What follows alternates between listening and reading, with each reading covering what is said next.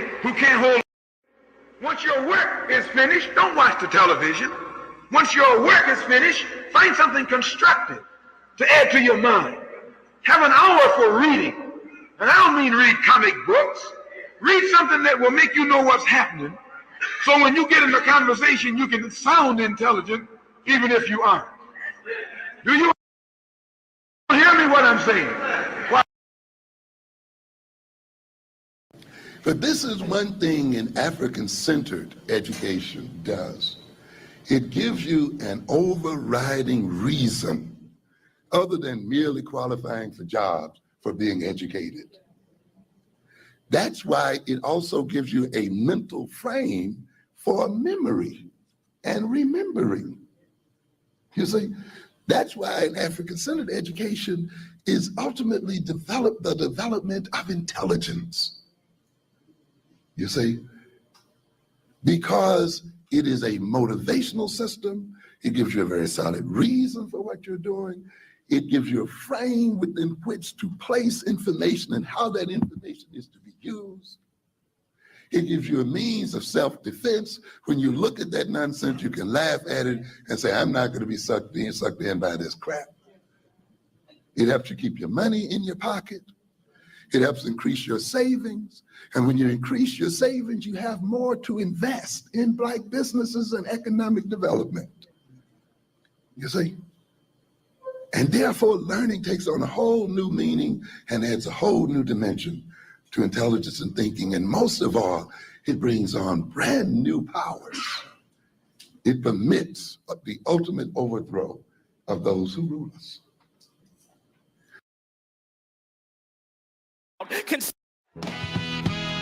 The game blares in the background. I'm talking Black families, where the only thing heavier than your grandma is the food she about to cook. Where after church becomes a smorgasbord of sleeping. We got holidays down packed in Black families.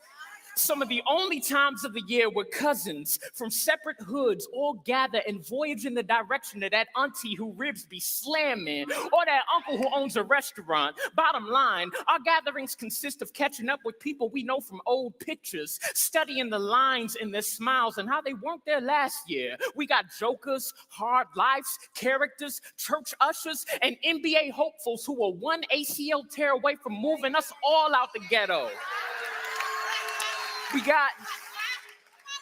We got our own spa, too.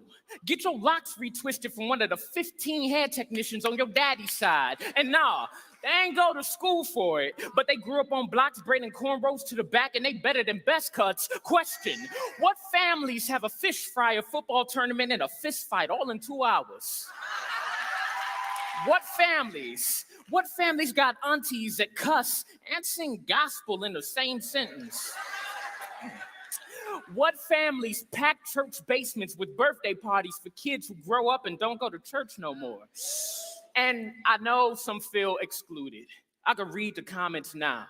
I grew up in a strong Irish household, and everything that brother mentioned rang true to us as well. Dope. But I could only speak. I'm serious, it's dope, y'all. But yo, I could only speak on what I know.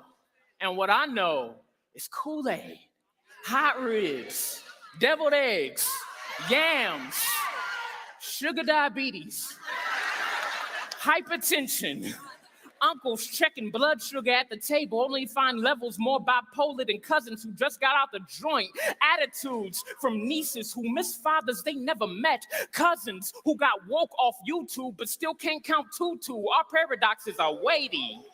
But you know, it's not all good in Black families either. Sons bear the weight of their daddy's drinking problem. Daughters work after 10th grade class to keep lights on for mothers who blew rent. Secrets swell our lips up till we can only talk and scream matches. We become some of the only families that can look a cousin in the face and say, boy, you let your grandmother die Saw her sick with stress from you and drained her smile like you did her bank account. Made her sweat out every scripture she knew on your behalf till Sundays were less about God and more about Lazarus. She tried to raise you with 80-year-old arms. Her casket couldn't separate her hands, still stuck in prayer. You stuck blades to her soul with each lie. Swapped her Bible with your broken heart, and to top it off, you never even visited the grave you drove her to. The mistakes, trimmer divides gotten that way, and no electric slide can slide past the fact that we need to talk. No cookout can settle the pain in my stomach, and I don't want to push past things anymore because I can only speak on what I know.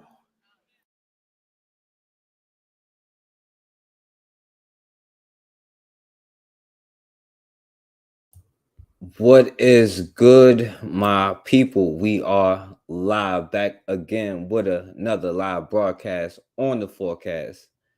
And don't judge me for that one. You know what I'm saying? I'm not gonna say what I normally would say or use it for what I normally would do on this one. You know what I'm saying? So and I'm not gonna be on here long, you know what I'm saying? But and today, right now, I just wanted to pay homage to, my grandmother, who is her birthday today. So, what I'm saying, I had to come on here and, what I'm saying, show just because I wanted to come on here and, shouts out to my sister Blue, who encouraged me to do it, you know what I'm saying? But like I said, I'm not going to be on here long, but like I said, I think family is one of the most, or if not the most important things that we need to work on. That's why shouts out to, that sister Cassandra for, in the show she's trying to put together with Healing the Black Family, because that's where it all starts. You know what I'm saying? That's where the trauma gets passed down or not. That's where the, situations happen, all of that stuff. And it's important to honor, what I'm saying, your family, you know what I'm saying? So what's going on, Jermaine? So I want to do that, you know what I'm saying, today. I'm going to just, you know what I'm saying, I want to shout out to my grandmother because it's her birthday.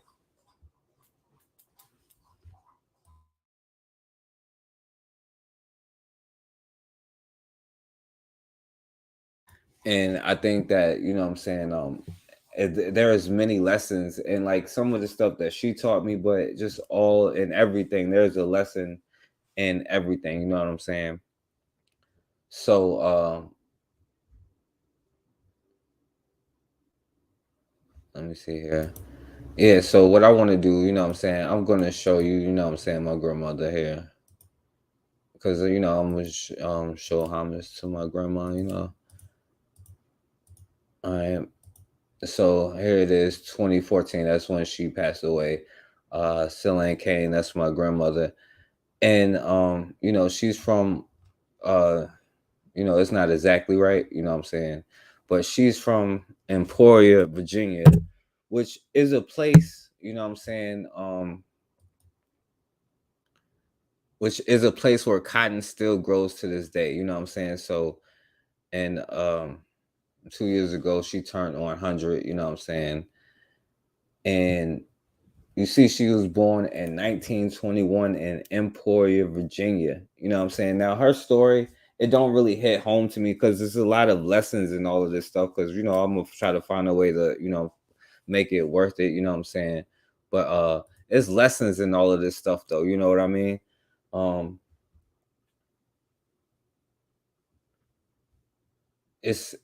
We have to, like, her story is just crazy because, like, from when I was young, I wasn't old enough to really realize what she was saying, and then, and another thing why I think that is important to have our own doctors and we encourage that stuff and we want to heal our community. Yo, what's going on, Blue? And let me know when you want the link. I'll let you come on. It's because, my grandmother had Alzheimer's or whatever. So, in her last days and of course, like anybody who's ever been around that knows what it's like, that'll encourage you to want to, change things. And then not only that, but while you're younger, eat healthier and make smarter decisions and exercise more, even though we don't always live up to the stuff that we want to do. You know what I'm saying? But that's another thing that we need to learn. But you know, being born in 1921, you know what I'm saying, their lives was completely different back then. You know what I'm saying? And she was on the small farm that I really don't even like to go to this day. You know what I'm saying? And they, you know, they still kill pigs. They still kill their own pigs. And I think that's an experience that every young Black person should have an experience doing that. You know what I'm saying? Like, because there may come a time where you may have to do something like that. You know what I mean? So I think that you need experience in knowing how to do stuff to survive on your own. And they grew up with that kind of atmosphere where they still do that kind of stuff to this day. And it's crazy because like when she was like really young, I think like a teenager or really young, you know, her brother, he actually died in a fire because they used to have like one of those wood stoves, like where the wood stuff come out, you know what I'm saying, where it's on fire, you know what I'm saying? And like one of her brothers, you know what I'm saying, I guess would be my great grand uncle or whatever, or not my great, but my grand uncle. But he died in the fire when he was like real young. And then it's crazy because the tombstone, like it don't really say the date, and the dates is all mixed up. There's no telling when they was like really born. But anyway, you know, it's stories that she used to tell me, and let me show you. And you know, this is another picture of my grandmother right here. You know what I'm saying? And like when I was young on the porch sitting there kicking it with her, you know what I'm saying? She used to tell me stories that now I realize the severity of them. You know what I mean? Like she used to have to walk to school, like miles to school and stuff like that, you know, and walk home. But she lived in the country, like I said, where cotton is still growing. And she was like, every day these white boys would chase us, you know. Now I'm still young at the time, you know what I mean? So I don't know no better. I'm thinking, oh, it's a game, you know what I'm saying, or something like that. But no, these white boys was chasing her home every single day, like, which is crazy. Like, and there's no telling what they really would have done or what could have happened or any of that. This is like, you know, Emporia, Virginia in the 1920s, early 1930s. You know what I'm saying? So I didn't even realize the severity of like that situation when I was young, when she was telling me a lot of these stories, you know, and I didn't realize how the world was that way. You know what I'm saying? And so like it's really crazy the stuff that she realized before I could. Like she was probably my age when she was telling me the story, because she only went up to the 5th grade. You know what I'm saying? She didn't go past the 5th grade, and you know, of course, they didn't do that. But like the thing is, once she got older, I think in her 18, 19, 20, around that age, you know, my grandmother straight moved to Richmond. You know what I'm saying? And this was in the 1940s.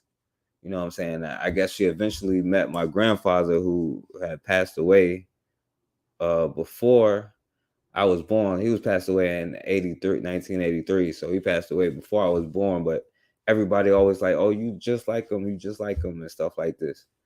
You know, but she moved to Richmond or whatever, you know what I'm saying? And this is the thing, right? Because like I said, this is Richmond in 1940, you know what I'm saying? Like Emporia 1940, is she moving on her own out to, and it may or may not have been common, but you know, the thing is, my grandmother, who was a woman and a Black woman, she had several businesses, you know what I'm saying? Like, so she did several things. Now, it's one thing about this generational thing that's in there too, right? Because she also used to clean white people's house, you know what I'm saying? She from that generation, right? And it's interesting when I see my mom like does certain things, but she's like, yo, I'll never have a job where I clean somebody's house, you know what I'm saying? So that's interesting when I see like the generational change. And then it's certain things like we like, man, I would never do that, such and such. But like, like you'll never, but she was hustling and working for herself. So she got multiple businesses doing what she had to do, you know, never like selling out or nothing like that, but she was just working for her money, you know what I'm saying? And I know that the life that she used to live, but like I said, I was too young for her to really put me on, and I wish I could have known better, because by the time I was like starting to get some sense, you know what I'm saying?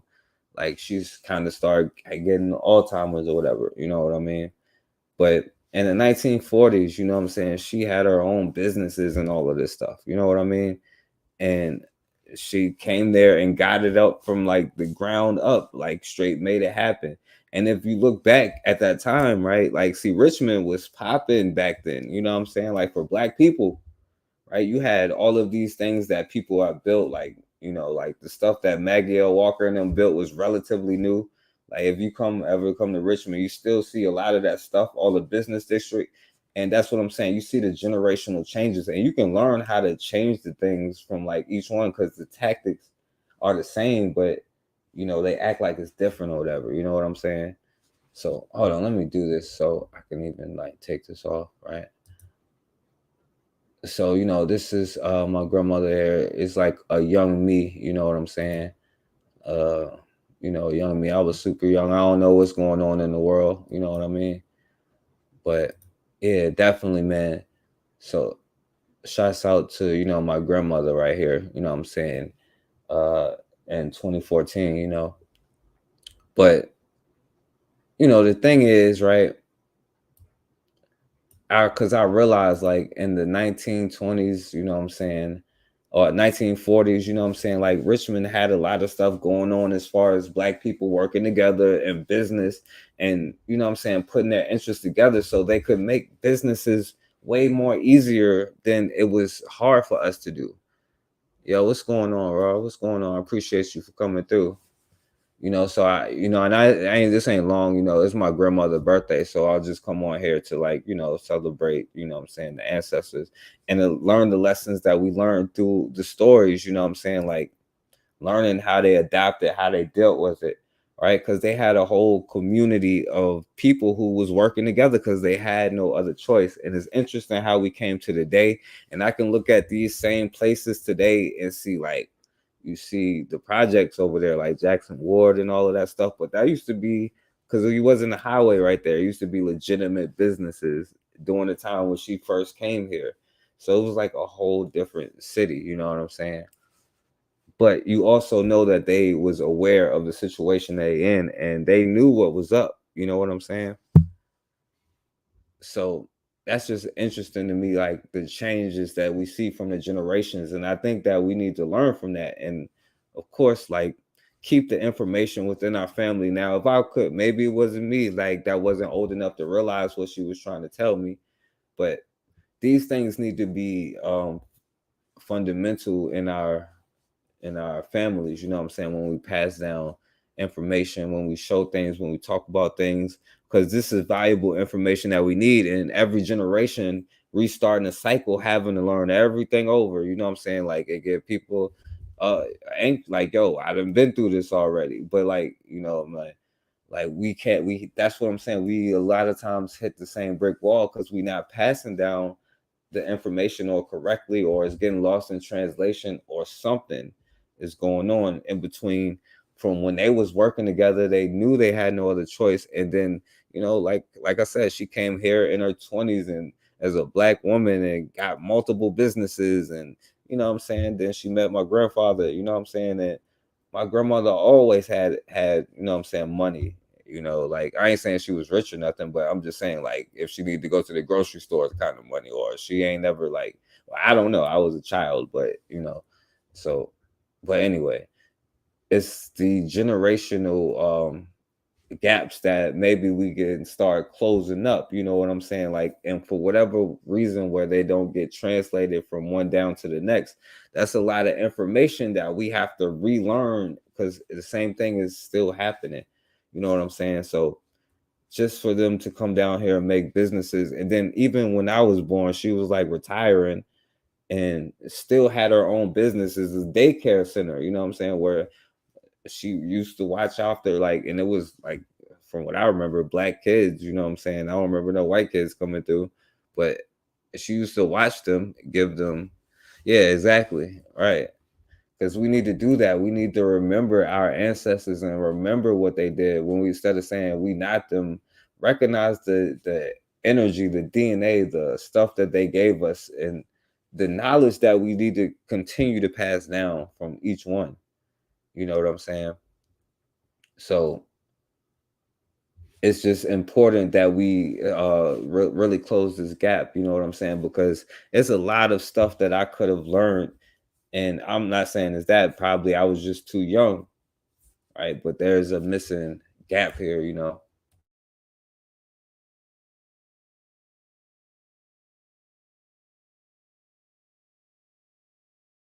But anyway, once I, got older, she still had her own businesses, or she was just watching kids, you know what I'm saying, watching children. But she also used to teach them and stuff like that, you know what I'm saying, which is important, and me being there, like, so of course, she lived with me, especially like when the older she got, you know what I'm saying, she lived with me. So like I saw her like doing business, you know what I'm saying, like getting paid, you know what I'm saying, contributing, do like I said, she always had money or ways to get money as long as I seen her in the right mind, until the Alzheimer's is a bitch, you know what I'm saying? And that is something I think is solvable. And then it's important to lower your stress. And and my grandmother was always in shape though, you know what I'm saying? So I can't really say that, because she didn't have to take diabetes or none of that. She could walk all the way up until her 70s, you know what I'm saying? Till even when she wasn't right in her mind, she was still in shape where she could move around, and that made it dangerous, you know what I'm saying? And these are some of the issues in our homes that we really need to start discussing, because a lot of this stuff causes issues and chaos, you know what I'm saying, in our homes. And but anyway, I was talking about when she was a teacher though, like she was teaching them like as a daycare, like it wasn't like they was just just there and she wasn't paying attention to them. She would show them educational stuff, you know what I'm saying, read to them, you know what I mean, like and I was just too young to understand, and she always gave me the space. For some reason, I always have gotten the space to not just do what I want to do, but like be free. Like if I don't want to be around people, then I can go do me. You know what I'm saying? Because I've always felt like, you know what I'm saying, I want to go do me. I ain't trying to do what y'all doing right now. But that's just me. But even then, she like, read and like showed them important stuff, you know what I mean? And it's one thing about it, she was always watching like CNN and stuff like that.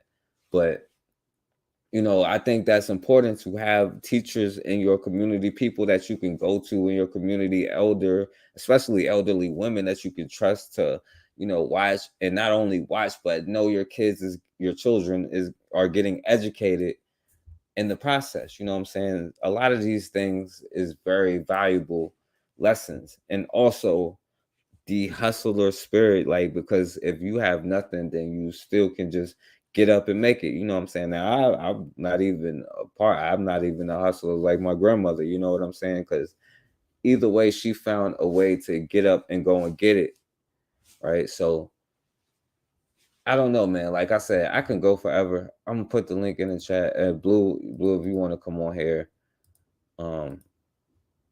Like I said, this ain't no crazy show, so I'm not even gonna let y'all wild on this one. So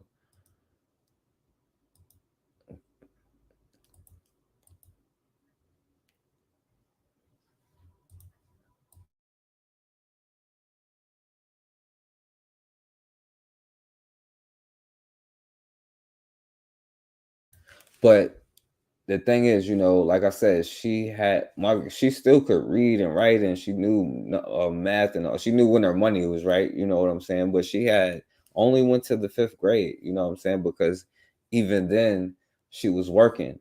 But it's just so many aspects of a different kind of life. So you get different kind of skill, a different skill set, and a lot of things that we are really unequipped with, you know what I'm saying? Because they had to be in shape. They a lot of times came from like places where on the farm where they actually knew how to do stuff with their hands, you know what I'm saying? And that's a skill that I don't think should be lost in translation. Even though I could say I'm like, picking up skills that I learned, you know what I'm saying? But like that's just certain things, you know what I'm saying? It's nothing like the kind of things that they all used to know.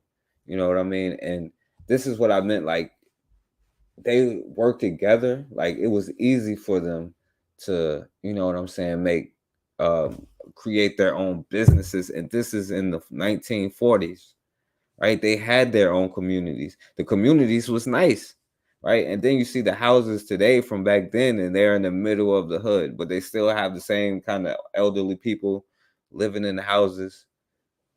It's just a change that come in. And once we remember and talk about our ancestors and really try to, because a lot of y'all have way more knowledge than I do when it comes to like your ancestors, and because your family teaching you certain things, you know what I'm saying? But until we learn these kind of things, then you know.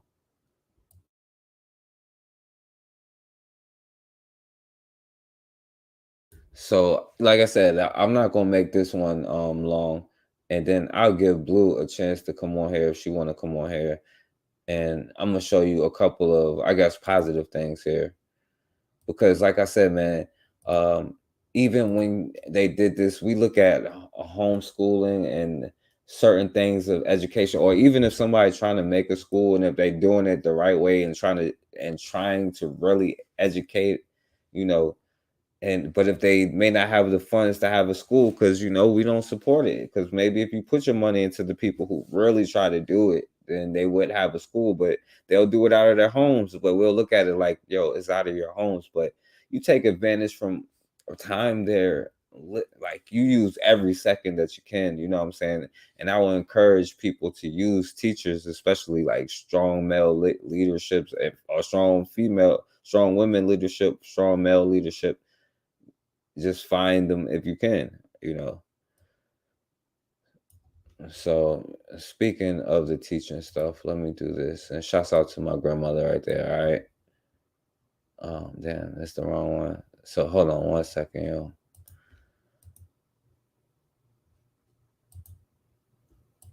All right. So, speaking of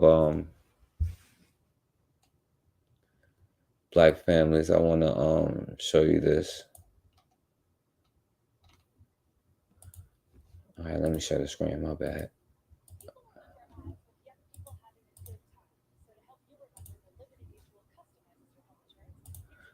All right. Here we go. All right, my bad.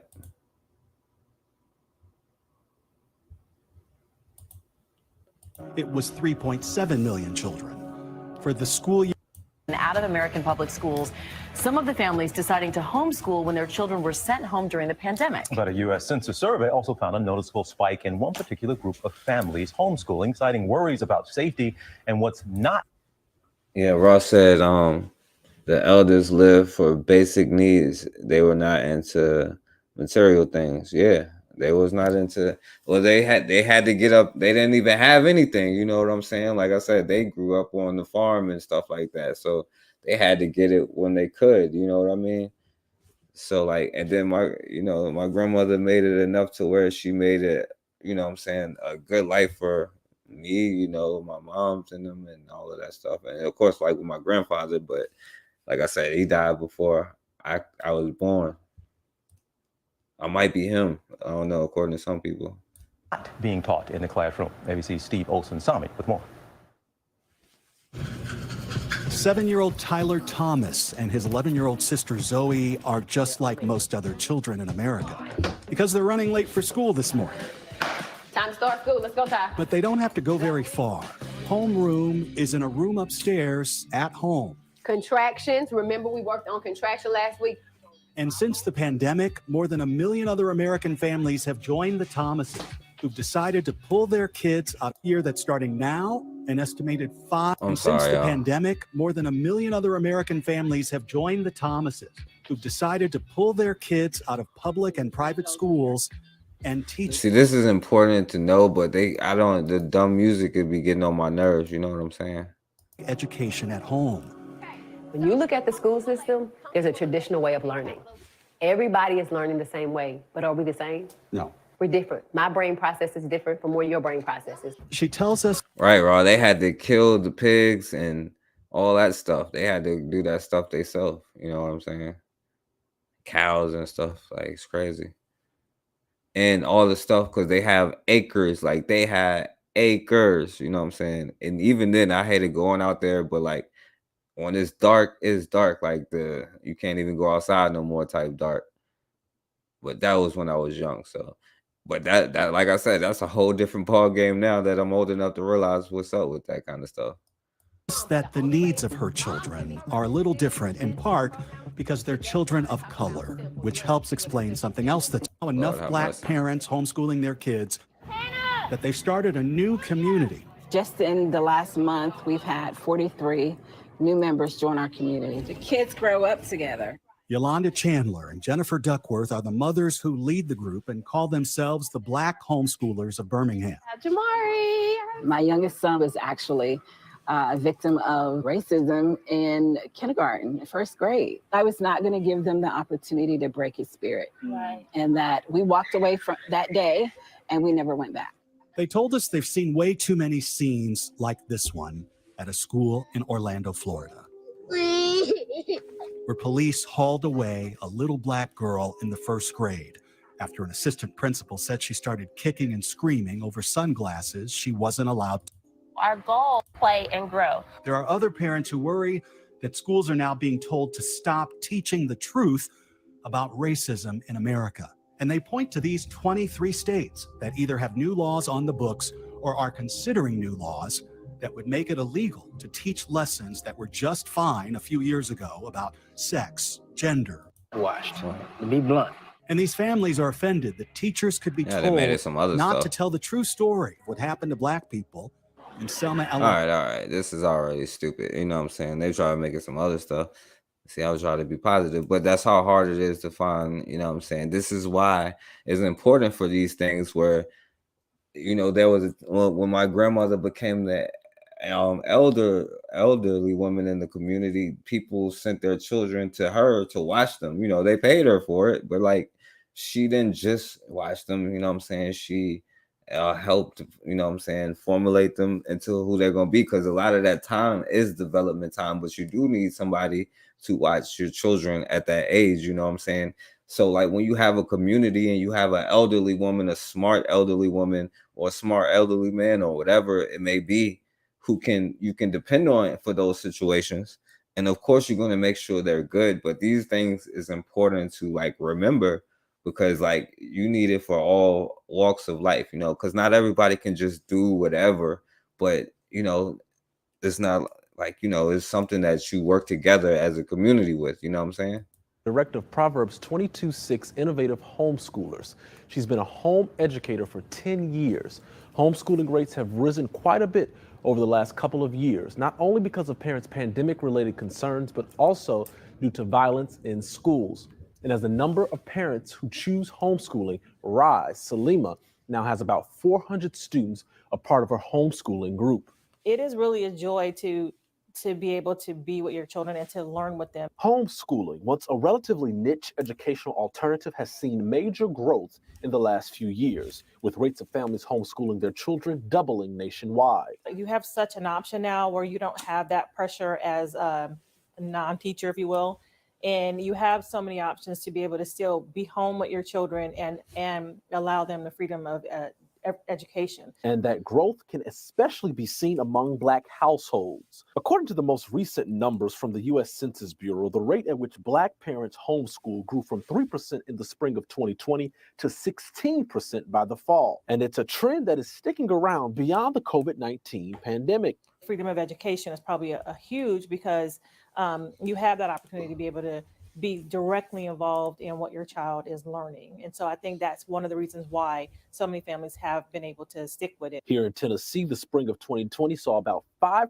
What to do and how I'm going to do my homework. Gabrielle says not only is she able to better pay. Yeah, of course they're going to, but that's what I'm saying. The point is the sponsoring the people who are really out there. And I ain't put nobody because there is a lot of people that is out there, and you know, consider be interviewing people like that. Bit of Medicine podcast just interviewed the sister Queen Taisi, and she does that, you know what I'm saying, and she's definitely like a real one with that. So like you can support sisters like that. And matter of fact, I should have played that. So give me a second, because I want to support this sister, because this is a real one, you know what I'm saying, and that was just some new stuff right there. So I think she needs some I think this sister, you should be supporting this sister at Liberated Minds. Let me find something here because she was on a news thing too. So let me find one real quick. And I'm just picking one, you know what I'm saying? Okay, so this is let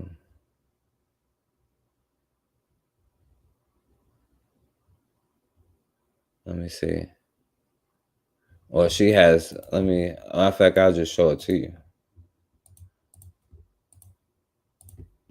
Let me see, because this sister is a good one, you know what I'm saying? Queen Tycee on the Liberated Minds. From what I've seen, you know what I'm saying? She's definitely have done her thing. She was just on Koku, Black Bitter Medicine podcast the other day. And, you know, here it is, like the Black Babysitter virtual certification course. Because like I said, I was just talking about that. That's what my grandmother did. Now, she just did it, you know what I'm saying? I don't know about a certification course, but you know, that time we knew what we was doing, but they also had schools and programs to help other young Black people get jobs and learn skills and stuff like that. So instead of a news thing, let me play this sister thing. This only like a couple minutes. So this is the new Google Pixel Fold. All right.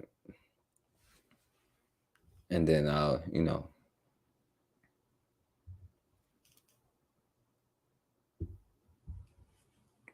African-centered or culturally relevant curriculum. Number one. Queen Tycee is riding the wave of a growing number of Black parents looking to homeschool their children.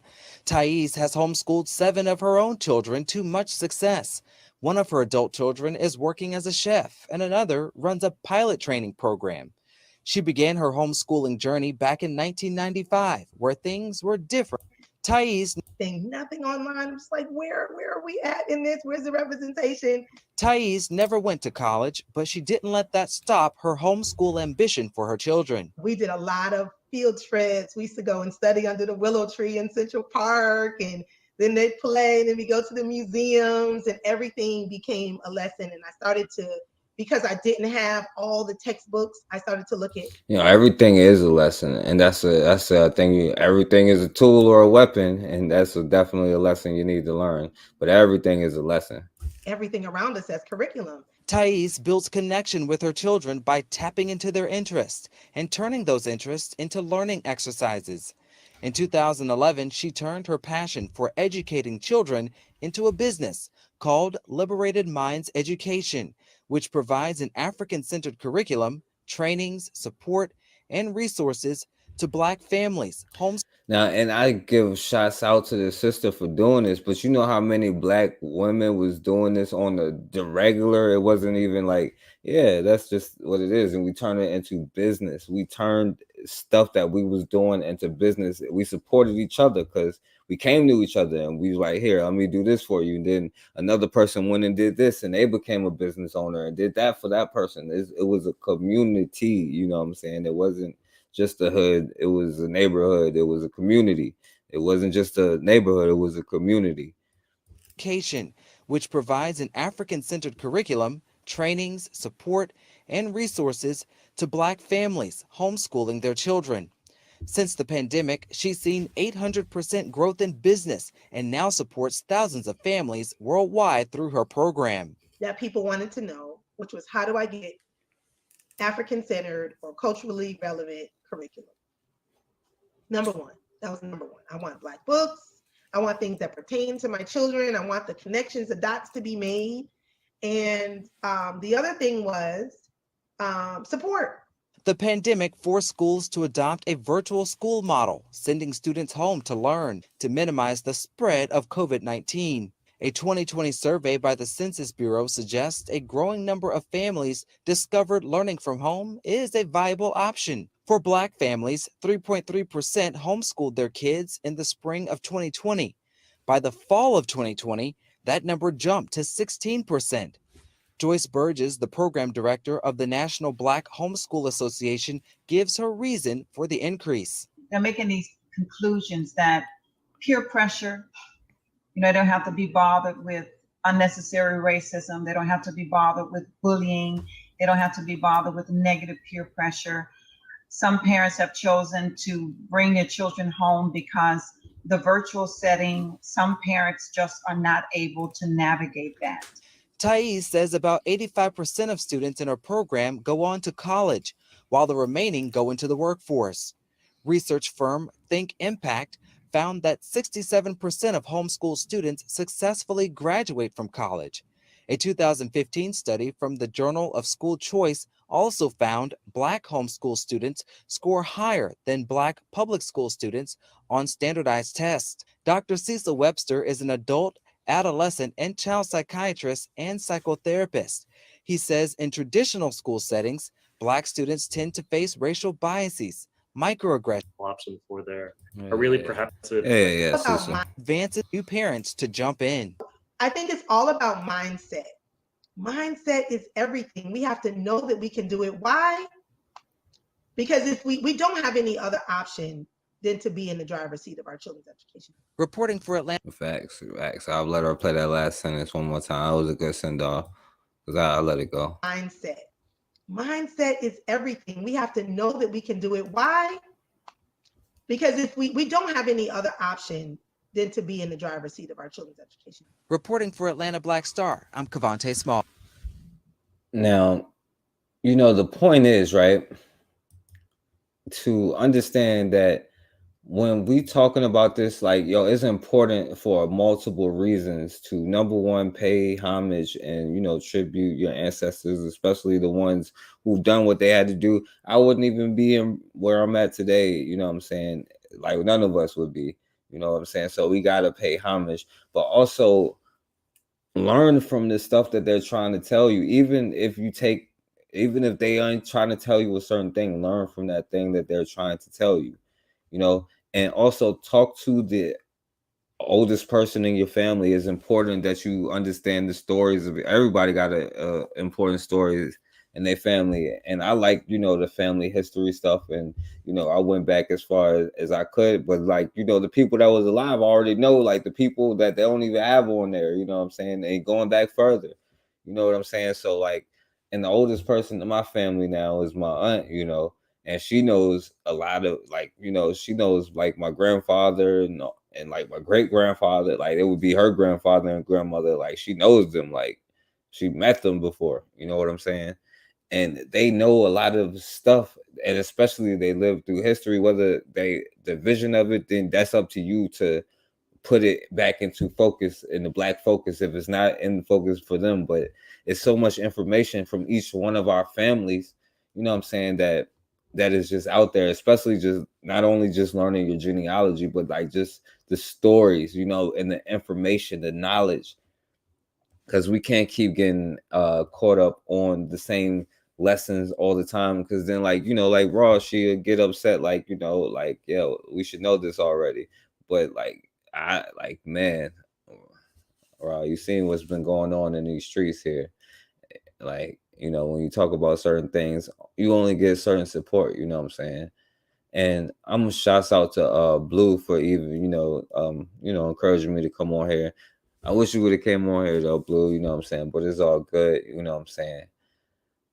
But that's all important things, because I say that family is the first and most important part of all of it, you know what I'm saying. That's why I say like the stuff about the biracials and all that, we have to protect, you know what I'm saying. Like, I know I shouldn't say have to, but as long as we don't, we are vulnerable, and that's just a thing that we have to do, is protect the integrity of the family, so we can pass down knowledge without it keep being interrupted by certain things. And it's harder for outsiders or even insiders in your community to violate that community. That's why it was harder back then for them to violate your community, because that's what people was in there for, to protect it. You know what I'm saying? That's what we did as a group. We supported each other. That's why it was easy to be, why they could make grocery stores and all of these things, and not just barbershops and hair salons, no disrespect, but why they could make all kind of businesses, because they didn't have no choice, and we still have no choice.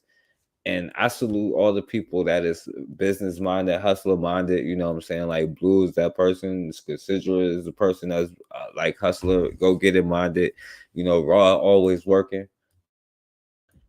But like I said, man, this is the importance of, you know what I'm saying, like family, you know, because the only way the next generation, no matter what they know, what kind of knowledge they get, what kind of skills they acquire, if they don't have the right mindset, then it's all for nothing. You got to wait another generation, you know what I'm saying, and hope that get wiped away and don't get worse.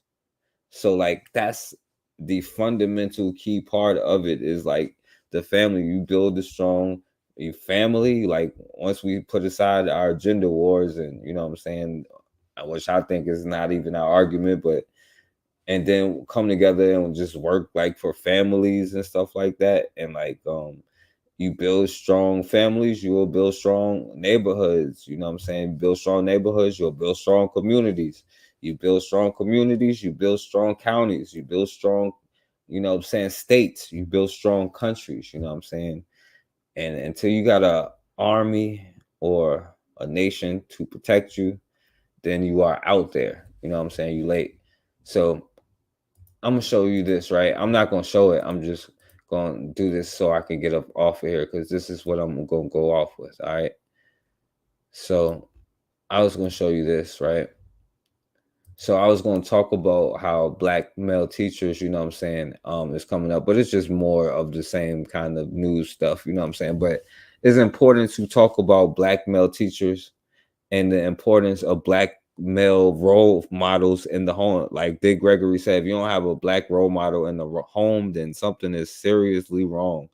Because it's important to have a good mother figure and father. Both things are equally important, right? So it's important to have a strong father figure, even when you have the mother figure to go with it. Because a lot of these things cause the trauma that takes damn near 30 years to get over in the first place. That's why we don't know nothing, because we busy trying to get over whatever happened to us, you know what I'm saying?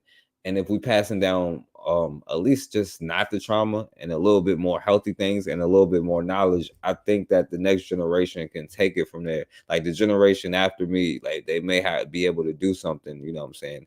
But if not them, then definitely their children will be able to do something, right? If we just do something healthy. So, you know, I was just going to show stuff on black male teachers and stuff, but and to go off, I wanted to show this video of this dude, like of this black male teacher from the 60s. If any of y'all got it, I want y'all to send it to me, because I know one of y'all seen it. Bobby hear this, I know he probably seen it. The black male teacher, he was talking to the young boys, and you know what I'm saying, he was questioning them. He was like, yeah, are you black? He was like, yeah, I'm black and I'm proud. He was like, how old are you? He was like 6. He was like, man, you ain't 6. And the little boy kind of stumbled a little bit, you know what I'm saying, but he you know, he was like, the teacher was like, man, don't ever let somebody knock you off your square. You know what I'm saying? Like, if you 6, you 6, man. Stand up on it. And then he asked him again. He was like, yes, I'm 6. You know what I'm saying? Like, I'm black and I'm proud. I'm black and I'm beautiful. You know what I'm saying? So if one of y'all got that, you know what I'm saying, please show it to me. Send it to me. So, all right, I'm going to do this for the last one then, right? And y'all got to forgive me for this one, all right? I'm going to use this instead until y'all send me that one. I'm going to use this. Next time, it may be you. If you do no better than they did, next time, it will be you. They said this school was dead, like the cemetery it's built on. But we call our East Side teams ghosts, don't we? And what are ghosts? Ghosts are spirits that rise from the dead. I want you to be my ghosts. You are going to lead our resurrection by defying the expectation that all of us are doomed to failure. My motto is simple. If you do not succeed in life, I don't want you to blame your parents. I don't want you to blame the white man. I want you to blame yourselves. The responsibility is yours. In 2 weeks, we have a practice exam and the minimum basic skills test on April 13th. That's 110 school days from now. But it's not just about those test scores. If you do not have these basic skills, you will find yourselves locked out of that American dream that you see advertised on TV, that they tell you is so easy to get. You are here for one reason only: to learn, to work for what you want. The alternative is to waste your time and to fall into the trap of crime, drugs, and death. Does everyone understand that? Do all of you understand me? Then welcome to the new East Side High. Yeah, and just take out the part about the if you want to have your own dream, that's out there. Just replace it with that. You know what I'm saying? Y'all know what I would say in that situation. So you replace that part with that and then take the rest. But like I said, man, that's why I wanted to have the right one, but I couldn't find it so quick. But like I said, they probably take it off for that one, but this don't matter really. You know what I'm saying? Well, it does matter. You know what I'm saying? It's probably important, but that, you know, this one really just for like Blue Raw, you know what I'm saying? So shouts out to y'all, you know what I'm saying, all day. Of course, like shouts out to Cassandra, you know what I'm saying, Erica, you know, Bakari, you know, shouts out to everybody. But it's important to remember your ancestors, remember who you are and what you are here for and what you are supposed to do, and never forget why, you know what I'm saying, and all of the people that have done all of the things for us to even be in this situation. It's up to us to keep going, you know what I'm saying? Like, even when the other people get tired, then it's up to us to like keep going even harder, you know what I'm saying? So never forget what they had to go through, and I don't want to go through that, you know what I'm saying, again. So I want us to have our own stuff and do what we have to do. So remember your ancestors, and just for the sake of remembering it. So as always, man, we have got to start standing for something, or we're going to keep falling for anything.